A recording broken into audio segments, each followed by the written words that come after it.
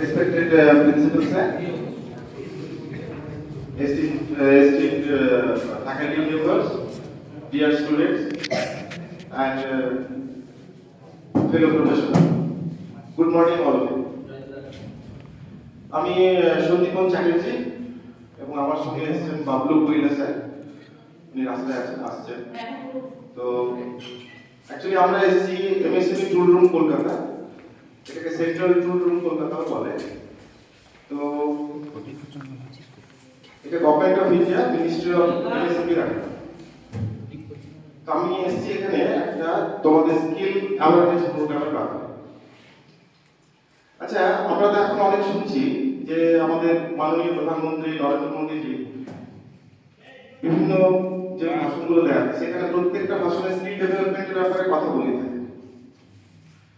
তো কেন এত অ্যাওয়ারনেস প্রোগ্রাম, সব জায়গায় স্কিল ডেভেলপমেন্টের ব্যাপারে এত কথা কেন? দেখো, আমরা একটা জিনিস আমরা জানি, ডেভেলপ কান্ট্রি আর ডেভেলপিং কান্ট্রি, এই দুটো শুনে থাকি না আমরা? একটা ডেভেলপ কান্ট্রি আর একটা বলি ডেভেলপিং কান্ট্রি। তো কোনটাকে ডেভেলপ কান্ট্রি বলবো আর কোনটাকে ডেভেলপিং কান্ট্রি বলবো, তার অনেক শর্ত আছে, তার অনেক ক্রাইটেরিয়া আছে। যেমন সেই দেশে নারী শিক্ষা কি আছে, সেই দেশে পুষ্টির হার কি আছে,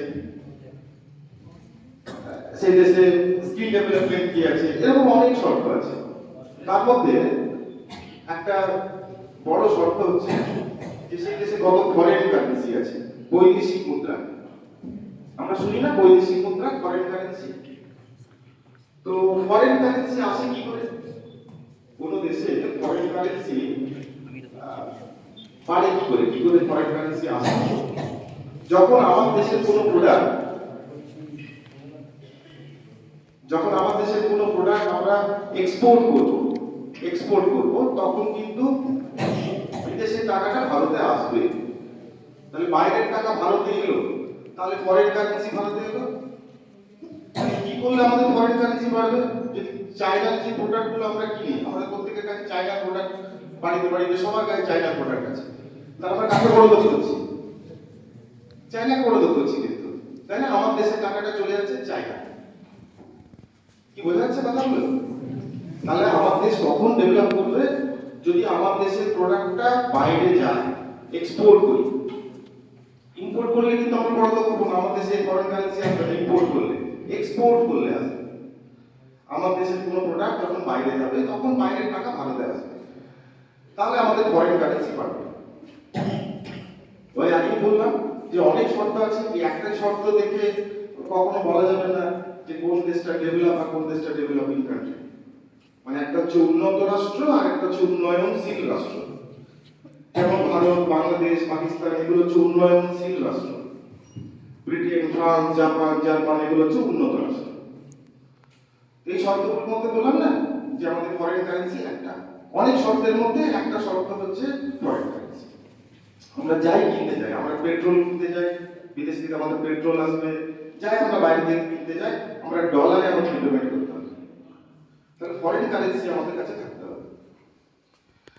তো এক্সপোর্ট বাড়াতে গেলে আমার দেশের প্রোডাক্টটা বাইরে যখন যাবে, তার কোয়ালিটি আমাদেরকে মেনটেন করতে হবে। তাই এই গুড কোয়ালিটির প্রোডাক্ট আমরা যে বানাবো, তার জন্য কি দরকার? দক্ষ কারিগর দরকার, স্কিলড ওয়ার্কার দরকার, তাই না? স্কিলড ওয়ার্কার শুধু আমার দেশের, বিদেশেও এখন অনেক বড় বড় কোম্পানি আমাদের দেশে ইনভেস্ট করছে। তাহলে কর্মচারী যারা কাজ করবে, স্কিলড ওয়ার্কার, স্কিলড ওয়ার্কার কি বিদেশ থেকে নিয়ে আসবে না? এখান থেকে আমাদের দেশের ছেলেমেয়েরাই কাজ পাবে। তাহলে আমাদের ছেলেমেয়েরা হাতে কাজ পাবে, তাদের উপার্জন বাড়বে এবং আমার দেশে ডেভেলপ হবে। সেই জন্য গভর্নমেন্ট অফ ইন্ডিয়া এটা খুব একটা জোর দিয়েছে যে যাতে স্কিল ডেভেলপমেন্টের উপরে ছেলেমেয়েরা হাতে কলমে কাজ শিখতে পারে। কি আমি বোঝাতে পারলাম? তো এই হাতে কলমে কাজের শিক্ষার মধ্যে তার বিভিন্ন ট্রেড আছে, তাই না? কেউ ভালো ওয়েল্ডিং করতে পারে, কেউ ভালো প্লাম্বিং এর কাজ করতে পারে। একটা জিনিস জানিয়ে দিই তোমাদেরকে, ইলেকট্রিশিয়ান, ফিটার, এগুলো তো মাদার ট্রেড, এগুলো তো ডিমান্ড ডিমান্ড আছেই, থাকবে। এর সঙ্গে কিন্তু ওয়েল্ডিং এবং প্লাম্বার, ওয়েল্ডার আর প্লাম্বারের বিরাট ডিমান্ড। আমি স্যারের কাছে শুনছিলাম যে এখানে প্লাম্বারের বিরাট ডিমান্ড, বিরাট ডিমান্ড। তোমাদের যারা ভাই বোন আছে তারা কিন্তু ওয়েল্ডিং এরও বিরাট ডিমান্ড, ঠিক আছে?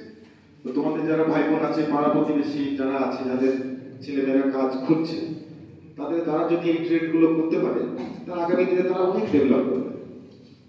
এখন আমরা দেখি রেলে বিভিন্ন গভর্নমেন্ট অর্গানাইজেশনে যেখানে আমি বোর করছি না, তো শোনা যাচ্ছে আমার কথা? তো যেখানে যেখানে আমরা দেখেছি আমরা কর্মক্ষেত্র বা বিভিন্ন নিউজ, এমপ্লয়মেন্ট নিউজগুলো যেগুলো আমরা দেখে থাকি, সেগুলো আমরা দেখি যে আইটিআই ছেলে চাইছে প্রচুর, প্রত্যেক বছর প্রচুর আইটিআই ছেলে ভ্যাকেন্সি, তাই না? প্রাইভেট সেক্টর, গভর্নমেন্ট সেক্টর সব জায়গায় আইটিআই ছেলেদের ডিমান্ড। তো তোমরা খুব ভালো করে মন দিয়ে পড়াশোনা করো, ভালো করে শেখো, বিশেষ করে হাতে কলমে কাজটা। আইটিআই আর ডিপ্লোমা দুটোর মধ্যে একটু পার্থক্য আছে। ডিপ্লোমাতে কি হয় না, 60% থিওরি, 40% বা আরেকটু, তাই তো স্যার? 80-20 বলা যেতে পারে। হ্যাঁ, ডিপ্লোমাতে হয়তো 80% থিওরি, 20% প্র্যাকটিক্যাল। কিন্তু আইটিআইতে প্র্যাকটিক্যালটা খুব ভালো করে করতে হবে, প্র্যাকটিক্যালের উপর খুব জোর দিতে হবে। যারা ওয়েল্ডার তারা খুব ভালো করে ওয়েল্ডিংটা শেখো, ওয়েল্ডিং এর ভ্যারাইটিস, মেটাল ওয়েল্ডিং শিখতে হবে। শুধু মাইল্ড স্টিল ওয়েল্ডিং শিখলে হবে না, মাইল্ড স্টিলের সঙ্গে মানে copper, aluminium, SS, varieties, E24, B3, এরকম ভ্যারাইটিস মেটাল ওয়েল্ডিং শিখতে হবে।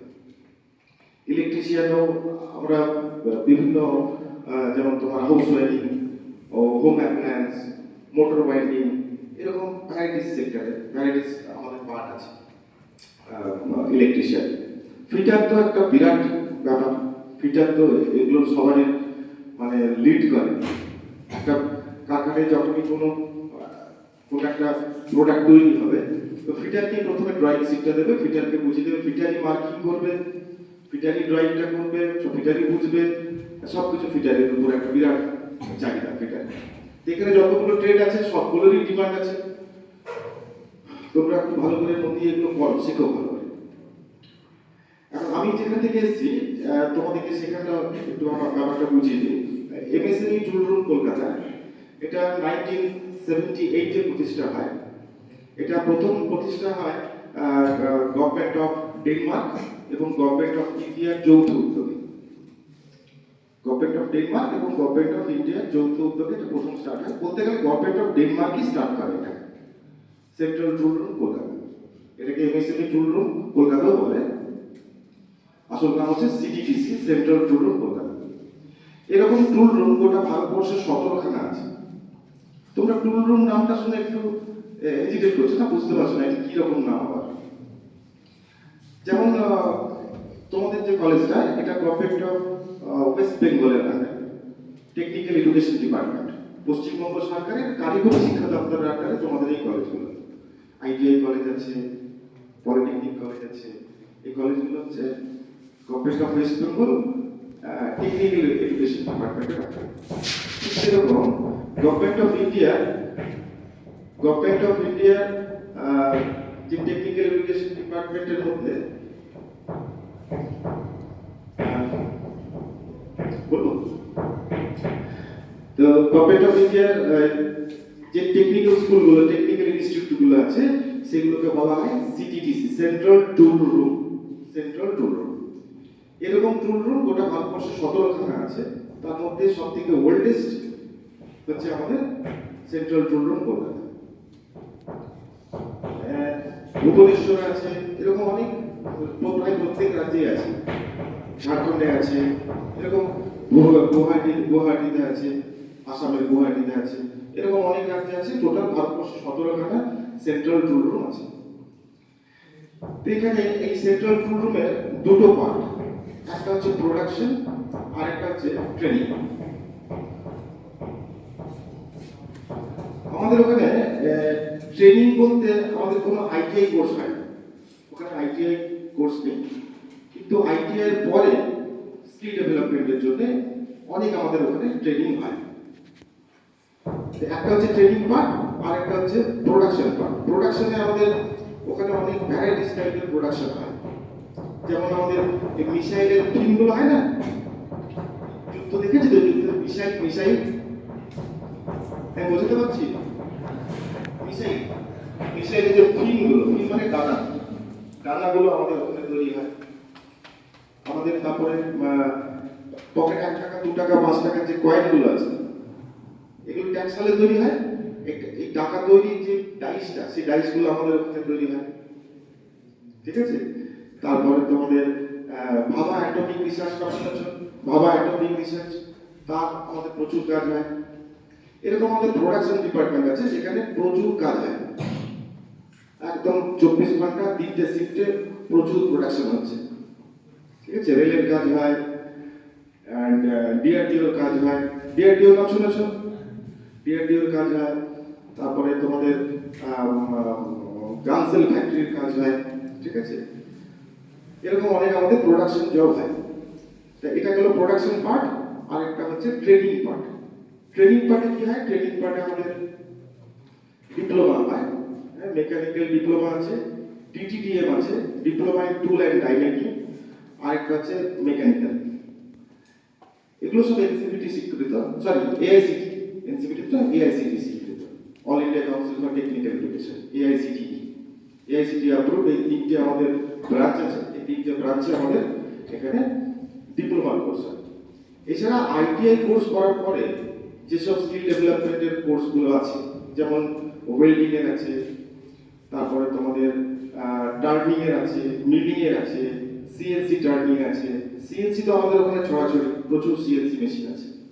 এবং এই সব কোর্সগুলোই নামমাত্র টাকায় বা বিনা পয়সাতেই করানো হয়, ঠিক আছে। যেহেতু গভর্নমেন্ট অফ ইন্ডিয়া স্পন্সর, হ্যাঁ, যারা এসসি এসটি ক্যাটাগরি তাদের তো থাকা খাওয়া কোর্স ফিস সমস্ত কিছু ফ্রি, ঠিক আছে।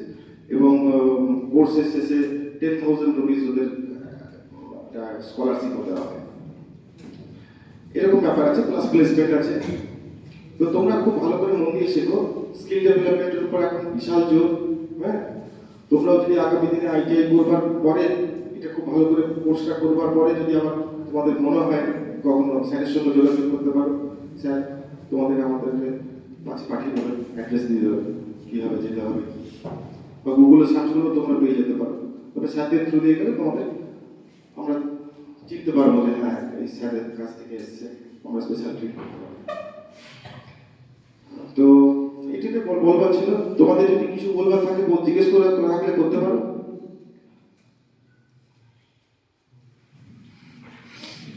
দেখো, প্রথম কথা আমি বলি, একটা টার্গেট রাখো। সাকসেস পেতে গেলে একটা ফার্স্ট একটা টার্গেট রাখতে হবে,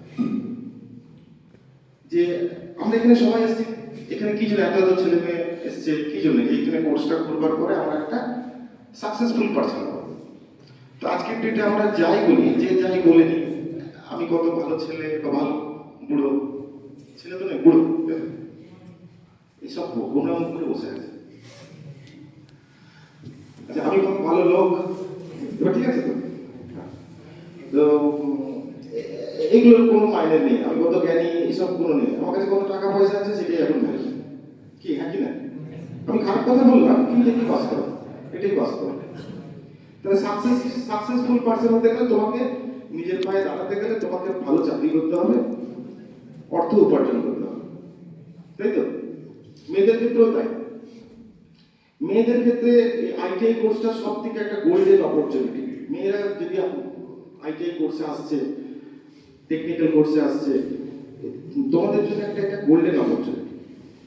আচ্ছা, আমাকে একটা জিনিস বলো তো, যদি কোনো ছেলেরা নার্সিং প্রফেশনে যায়, ভালো হবে না খারাপ হবে?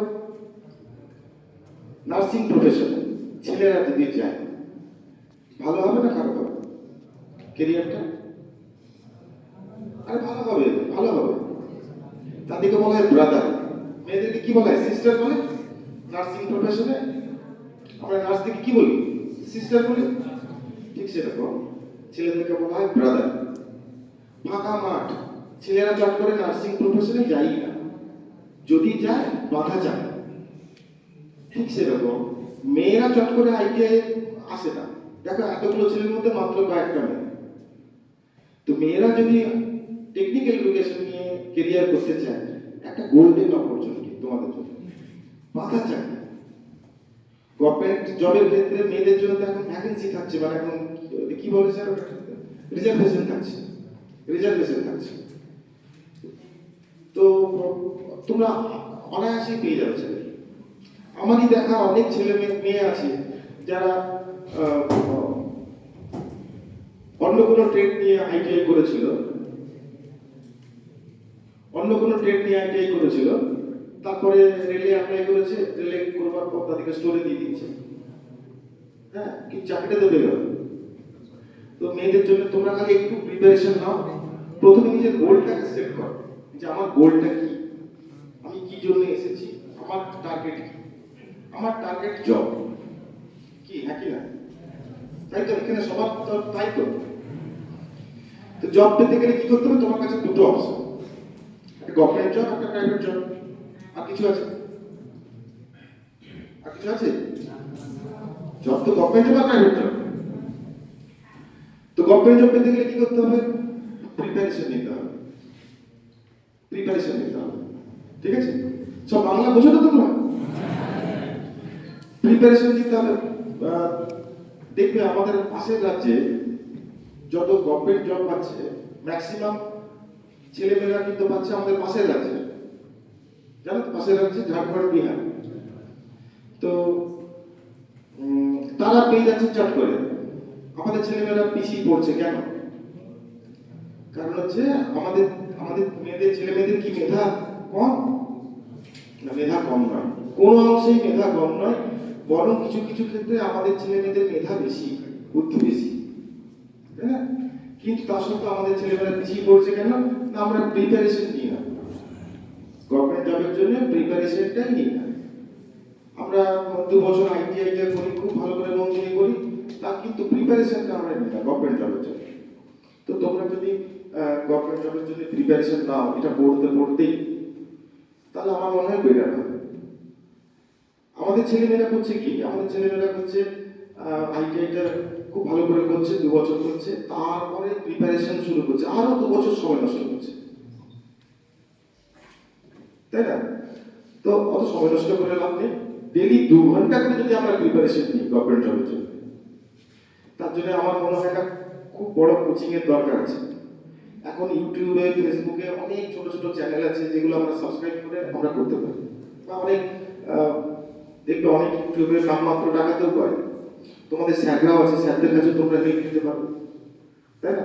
স্যারদেরকে যদি বলো যে, যারা সমমানসিকতা সম্পন্ন যেসব ছেলেমেয়েরা, যারা ভাবে যে হ্যাঁ আমি এই কোর্সটা করে একটা গভর্নমেন্ট জব করতে চাই, তোমাদের স্যারের সঙ্গে কথা বলো, স্যাররা তোমাদের হেল্প করবে। দেখো, তোমরা যদি হাতটা বাড়াও, স্যাররা কিন্তু 99% দেওয়ার জন্য বসে আছে, 1% তোমাদেরকে দিতে হবে। 1%টা কি, না তোমাদের ইচ্ছা প্রকাশ করতে হবে, তোমাদেরকে হাতটা বাড়াতে হবে। তোমরা যদি হাত না বাড়াও, তাহলে তো স্যার ধরতে পারবে না। কি আমি ভুল বললাম? তো তার জন্য তোমরা একটু করে প্রিপারেশন নাও, যে পড়াটা করছো, যে ট্রেডটা করছো, সেই ট্রেডের সঙ্গে সঙ্গে একটু করে প্রিপারেশন নাও গভর্নমেন্ট জবের জন্য। আর প্রাইভেট জব তো তোমরা এখান থেকে প্লেসমেন্ট পাবে, তোমাদের কলেজ থেকে তোমাদেরকে প্রাইভেট জবের জন্য প্লেসমেন্ট দিয়েই থাকে, কি তাই তো?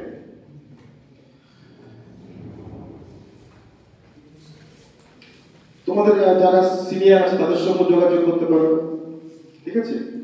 আমাদের সঙ্গে যোগাযোগ করতে পারো, স্যারদের থ্রু দিয়ে, স্যারদের পারমিশন নিয়ে আমাদের সঙ্গে যোগাযোগ করতে পারো, আমরা হেল্প করতে পারি।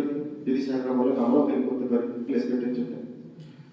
স্যাররা তো হেল্প করেই থাকে, স্যারদের অনেক বড় অর্গানাইজেশন, স্যারদের প্লেসমেন্ট খুব ভালো হয়। তো তাহলে একটা গেল আমাদের জব, জবের জন্য আমরা বললাম মানে একটা প্রাইভেট জব আর একটা গভর্নমেন্ট জব, এটা ক্লিয়ার হয়ে গেছে। আরেকটা হচ্ছে, যদি আমি জব না করি, তাহলে আমার কাছে কি অপশন থাকলো, বিজনেস। তাহলে আমাদের কাছে দুটো অপশন, একটা জব আর একটা হচ্ছে বিজনেস। এছাড়া কিছু আছে? আছে আরেকটা আছে, করা যাবে, ভিডিও হচ্ছে তো বলা হচ্ছে না। তো বিজনেস করতে গেলে আমাদের কি করতে হবে? বিজনেস করতে গেলে আমাদেরকে একই ব্যাপার, স্কিল সম্বন্ধে নলেজ থাকতে হবে, নলেজ থাকতে হবে। আমি একটা কোনো প্রোডাক্ট করছি, একটা প্রোডাক্ট আমি ম্যানুফ্যাকচারিং একটা ইউনিট করছি, তাহলে ম্যানুফ্যাকচারিং ইউনিটে আমি সেই প্রোডাক্টের সম্বন্ধে আমাদের নলেজ থাকতে হবে। আমাদের প্রথম কথা, একটা যদি ইন্ডাস্ট্রি করতে হয়, একটু শোনো না মন দিয়ে, একটু শোনো, ভালো লাগবে না। যদি আমাদের একটা ইন্ডাস্ট্রি করতে হয়, আমাদের প্রথমে কি লাগবে? যদি আমি একটা ছোট, আমি কারখানাই করবো না, চাকরি করবো না, যদি কোনো কেউ বলে আচ্ছা প্রাইভেট জবও করবো না, গভর্নমেন্ট জবও করবো না, আমি বিজনেস করবো। দেখো, যারা ব্যবসা করে তাদেরকে আমরা আমাদের ছোট থেকে আমাদের একটা এরকম বলে থাকি আমরা যে ভালো করে মন দিয়ে পড়াশোনা করো, চাকরি করতে হবে। ছোট থেকে আমরা বলে দিই চাকর করতে হবে, চাকর হতে হবে, তাই না? কিন্তু এরকম তো সবাই না, অনেক স্বাধীন চেতা ছেলে মেয়ে থাকে, স্বাধীন চেতা মানুষ থাকে, তারা ভাবে না আমি নিজের পায়ে নিজের কিছু করবো, নিজের বিজনেস করবো। সমাজে একটা উকিলের যা স্থান, একটা টিচারের যা স্থান, একটা ডাক্তারের যা স্থান, আমি বলি তার থেকে অনেক উপরে স্থান একজন শিল্পপতির, একজন বিজনেসম্যানের অনেক উপরে স্থান তার থেকে। তো তোমরা আগামী দিনে এত ছেলের মধ্যে হয়তো দু একজন হতে পারে, না হওয়ার কিছু নেই। তার জন্য কি দরকার? তার জন্য আমাদের প্রথমে আমি একটা প্রোডাক্ট চুজ করতে হবে, যে এই প্রোডাক্টটা আমি ম্যানুফ্যাকচারিং করব, কোথায় করব, কোথায় করব সেটাও চুজ করতে হবে। আমি যদি একটা জ্যাম জেলি একটা কারখানা করি, জ্যাম জেলি হ্যাঁ পাউডারের মধ্যে দেয়, জেলি জ্যাম, এগুলো যদি করি, এটা কোথায় করলে সুবিধা হবে? এখানে করলে সুবিধা হবে না উত্তরবঙ্গে করলে সুবিধা হবে? দক্ষিণবঙ্গে করলে সুবিধা হবে না উত্তরবঙ্গে করলে সুবিধা হবে? উত্তরবঙ্গে করলে সুবিধা হবে, কেননা ওখানে র মেটেরিয়ালসটা খুব অ্যাভেলেবিলিটি বেশি, ওখানে আমরা সহজে আম পেয়ে যাবো, মালদার আম, তারপর ওখানে আনারস, আরো উপরে আনারস চাষ হয়, তাই না? এখানে আমাদের এটা ভাইরাল হবে না। আমাদেরকে প্রোডাক্টটা চুজ করতে হবে, কোথায় করবো। তারপর আমাদের কি দরকার? তার মেশিনারি দরকার। এই শুনছে না, শুনছো? মেশিনারি দরকার, জায়গা দরকার, ক্যাপিটাল দরকার। প্রোডাক্টটা কোথায় বিক্রি করবো সেটাও জানি না। ধরে নিলাম আমার কাছে জায়গা নেই, আমার কাছে মেশিন নেই, আমার কাছে র মেটেরিয়ালস কোথায় পাবো, সস্তায় কোথায় পাবো জানি না, প্রোডাক্টটা বানিয়ে কোথায় বিক্রি করতে হবে সেটাও জানি না, তাহলে কি ব্যবসা করতে পারবো? এগুলোর মধ্যে কোনোটাই নেই, আমার কাছে জায়গা নেই, ক্যাপিটাল নেই, কিছু নেই, তাহলে আমি করতে পারবো কি? হ্যাঁ কি না? হ্যাঁ পারবো, হ্যাঁ পারবো, পারবো। গভর্নমেন্টের বিভিন্ন ডিপার্টমেন্ট বসে আছে, যেমন আমাদের জায়গা দেওয়ার জন্য, যেমন তোমাদের দেখো এখানে বিভিন্ন ডেভেলপমেন্ট অথরিটি আছে। পুরুলিয়া জেলার রঘুনাথপুরে প্রচুর জায়গা, অনেক জায়গা অ্যাকুয়ার করেছে গভর্নমেন্ট। রঘুনাথপুর বলে একটা জায়গা আছে পুরুলিয়াতে, ওখানে গভর্নমেন্ট প্রচুর জায়গা অ্যাকুয়ার করেছে। ওখানে অল্প টাকায়, নামমাত্র টাকায় ল্যান্ড দেওয়া হয়। এরকম প্রত্যেকটা জায়গায় আছে, আসানসোলে আছে, দুর্গাপুরে আছে, কলকাতায় আছে। কলকাতায় কসবা ইন্ডাস্ট্রিয়াল এস্টেট, শিল্প কালু যেগুলোকে বলে, এগুলোকে গভর্নমেন্ট অল্প টাকাতে শিল্পপতিদিকে জমি দেয় ইন্ডাস্ট্রি করবার জন্য। শোনা যাচ্ছে? তাহলে জমি পাওয়া যাবে গভর্নমেন্টের কাছ থেকে। এনএসআইসি বলে একটা ডিপার্টমেন্ট আছে, national small scale industries corporation.